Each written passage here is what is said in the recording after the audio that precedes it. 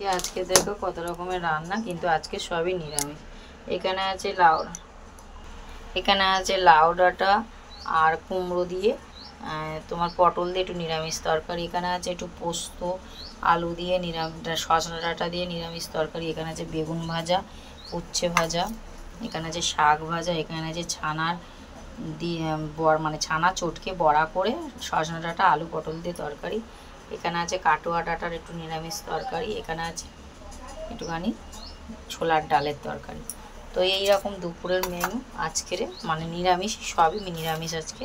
আর আজকে যেহেতু একাদশী, ফ্রিজে প্রচুর খাবার রয়েছে, ওই জন্যে রান্না সেরকম একটা হয়নি। এখানে দেখো আমের চাটনি, এই যে এক বাটি আমের চাটনি রয়েছে। এখানে রয়েছে মানে কি বলবো, এক থালা মাংস। এখানে এই যে এক থালা মাংস, আর বার করছি না কেননা এসব কেউ খাবে না, এসব রয়েছে, তাই জন্য আজকে যেহেতু একাদশী সব বার করবো না, আর নিরামিষ করে দিয়েছি ওদের জন্যে। আর আমরা আজকের খাবো সাবু। হ্যাঁ, তো আমরা আজকে সাবু খাবো। এখানে নিয়ে এসেছি, এই যে ঠাকুর পুজো দিয়ে দিয়েছি সন্ধ্যা, মানে সকাল বলতে তাও কাজবাজ সেরে পুজো দিতে দেরি হলো। এই যে ঠাকুরকে পুজো দিয়ে দিয়েছি।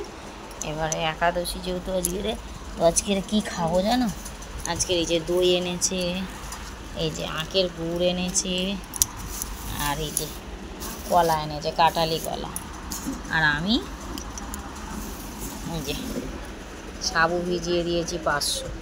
তো এই সাবুটা দুবেলাই খাবো, আর রাত্রে আর সকালে আমি খাবো, পিসি খাবে, মা খাবে, সবাই একাদশী করেছি, তাই এই দিয়ে আজকে খাওয়া দাওয়া হবে। তা আমাদের দুপুরের মেনুটা আজকে ছেলেরা খাবে কি, কর্তামশাই খাবে কি, সব কাজে গেছে, আবার কাজে নিয়ে চলেও গেছে, আর অল্প অল্প সব রয়েছে, ছোটো ছেলে খাবে সব, তাই সেটাই তোমাদের সাথে শেয়ার করলাম।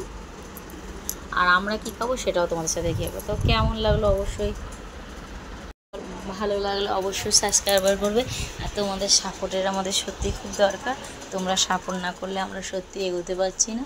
তো সেইভাবে আমরা তোমাদের সাপোর্ট চাই। তো আমি সরঞ্জাম করছি, বাটি ঘটি খাওয়া দাওয়া হবে, সাবুটাবু মাখা হবে, খাওয়া হবে, তাই সেই সব সরঞ্জাম নিয়ে আমি ব্যস্ত আছি। আর সকাল থেকে তো কিছু খাওয়া হয়নি আজকে, এই পুজো টুজো দেওয়া হলো, কাচাকুচি হলো, আর এইভাবে তোমাদের সাথে দুপুরটা শেয়ার করলাম। তো টাটা বন্ধুরা, সবাই ভালো থেকো, সুস্থ থেকো, আবার দেখা হবে পরের ভিডিওতে। দেখো বন্ধুরা, সাবুটা মেখেছিলাম দই দিয়ে, কলা দিয়ে, গুড় দিয়ে, কত সুন্দর কালার হয়েছে। আর খেতে বসে গেছি, এই যে খাচ্ছি।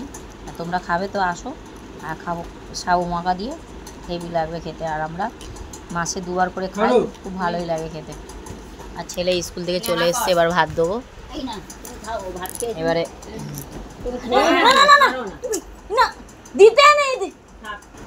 সাবু মাখাটা কেমন হয়েছে অবশ্যই কমেন্ট করবে কিন্তু বন্ধুরা।